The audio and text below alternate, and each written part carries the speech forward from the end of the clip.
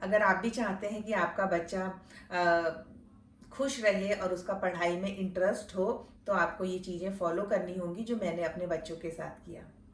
सबसे पहले आपको अपने बच्चों पर हाथ उठाना बंद करना होगा। आप तभी कर सकती हैं जब आप में पेशेंस हो। आप अपनी शक्ति बढ़ाइए। इस वक्त माँ को अपनी शक्ति बढ़ानी है। चाहे कितना भी काम हो, चाहे कितना ही वर्कलोड हो, चाहे आपको कितना ही गुस्सा आ रहा हो, आपको अपने बच्चे से प्यार से पोलाइटली बात करनी है और कभी उस पर हाथ नहीं उठाना है। हम किसी बड़े पर तो हाथ नहीं उठाते हैं, हम बच्चे पर ही क्यों हाथ उठा देते हैं? क्योंकि बच्चा कमजोर है, बच्चे पे हमारी चल जाएगी, इसलिए हाथ उठा देते हैं। वरना हम कहीं बाहर हमारी लड़ाई हो या हम अपने हस्बैंड से आर्ग्यूमेंट हो जाए तो हम थोड़ा गुस्सा करते हैं, फिर हम अपने आप को संभाल लेते हैं। लेकिन वही बात बच्चे की होती है तो हम क्या करते हैं कि बच्चे पर हाथ उठा देते हैं। तो हमें अपने बच्चे पर हाथ नहीं उठाना है। ये कसम खाना है कि हम अपने बच्चे पर हाथ नहीं उठाएंगे। और इसके लिए एक माँ को अपनी शक्ति बढ़ानी है। माँ अपनी शक्ति कैसे बढ़ाए? माँ वर्कआउट पे अपना वर्कआउट चालू कर दे। अपने सुबह उठ के वो वॉक पे जाए, उसे कभी भी टाइम मिले वो वॉक पर जाए और वो बहुत अच्छा हेल्दी फूड खाए और अपना मेडिटेशन करे। ये 3 चीज़ें अगर आप फॉलो करेंगी टाइम टू टाइम तो आपको सडनली इसका रिजल्ट मिलेगा। आपका पेशेंस लेवल हाई हो जाएगा। आपको अपने बच्चे पर गुस्सा कम आएगा और आपके अंदर सहन शक्ति बढ़ जाएगी। तो सबसे पहले माँ को अपनी शक्ति बढ़ानी है और बच्चे पर हाथ छोड़ना बंद करना है। नंबर 2, आपको अपने बच्चे का पैटर्न समझना है कि आपका बच्चे का पढ़ाई का पैटर्न क्या है। फॉर एग्जाम्पल, मेरे 2 बच्चे हैं। बड़ा जो बेटा है मेरा, उसका फोकस बहुत कम है। वो मुश्किल से एक जगह पर 10 या 15 मिनट ही बैठ पाता है। तो मेरे पास 10 या 15 मिनट होते हैं उसको पढ़ाने के लिए। क्योंकि अभी छोटा है तो 15 मिनट में मुझे पहले से ही टॉपिक तैयार करके रखती हूँ। और जब वो पढ़ाने बैठाती हूँ तो जो वो मुझे 15 मिनट देता है, अपने मन से मेरी बात सुनता है, तो मैं सोचती हूँ उस 15 मिनट में मैं उसे वो चीज़ अच्छे से एक्सप्लेन कर दूँ। फिर वो 2 घंटे के लिए या 1 घंटे के लिए चला जाता है खेलने के लिए, या कुछ भी मस्ती करता है, टीवी देखता है या अपने खिलौनों से खेलता है। फिर मैं कोशिश करती हूँ कि उस 2 घंटे के बाद मैं फिर उसे 15 मिनट पढ़ा सकूँ। तो ये है मेरे बड़े बेटे का पैटर्न। वहीं मेरा जो छोटा बेटा है, बड़े बेटे को मैंने बहुत फोर्स किया था पढ़ने के लिए, लेकिन ये गलती मैंने अपने छोटे बेटे के साथ नहीं की।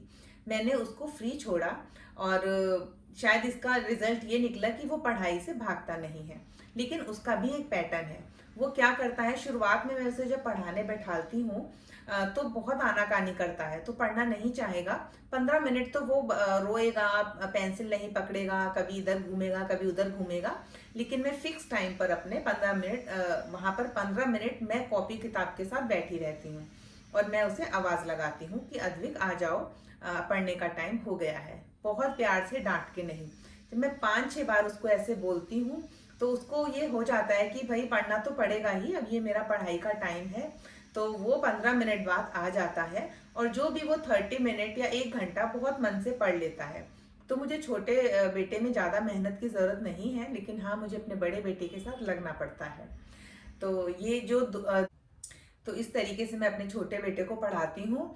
तो नंबर दूसरा टिप्स यही रहेगा कि आप अपने बच्चों के पैटर्न के हिसाब से पढ़ाइए, उनको ऑब्जर्व कीजिए, उनको देखिए कि वो किस टाइम पर पढ़ना चाहते हैं और कितना देर पढ़ना चाहते हैं।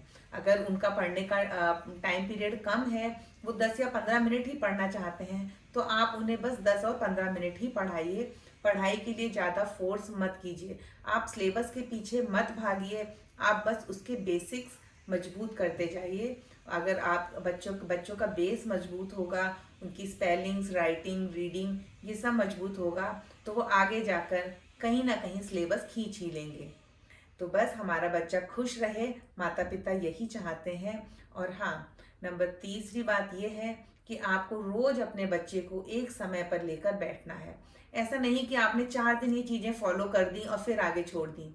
मैंने लगातार 2 साल ये चीजें फॉलो की हैं और कभी किसी दिन मुझे इसमें मैं जीत जाती थी और कभी कभी बच्चे का मन नहीं होता था तो वो नहीं पढ़ते थे। लेकिन हाँ, मैं जरूर उस टाइम पे बच्चों को लेके बैठी हूँ और मैंने अपना नियम नहीं तोड़ा है। और इस शायद यही वजह है कि आज मेरे बच्चे उस जब पढ़ने का समय होता है तो वो बहुत ज़्यादा नाटक नहीं करते हैं, आराम से पढ़ने आ जाते हैं। और बड़ा बेटा अब 15 मिनट से 20 मिनट पढ़ने लगा है, तो मेरे लिए तो यही बहुत बड़ी अचीवमेंट है। और छोटा बेटा भी खुशी खुशी पढ़ लेता है। तो मुझे उम्मीद है कि आपको मेरी इन बातों से, मेरी इन एक्सपीरियंस से कुछ सीख मिली होगी। शायद मेरी ये बातें आपके कुछ काम आएंगी, शायद इससे आपको कुछ मदद मिलेगी। लेकिन हाँ, मैं यही कहूँगी कि पढ़ाई तो एक दूसरी बात है, पहले हमारा बच्चा खुश रहे और स्वस्थ रहे, माँ का पहला कर्तव्य यही है।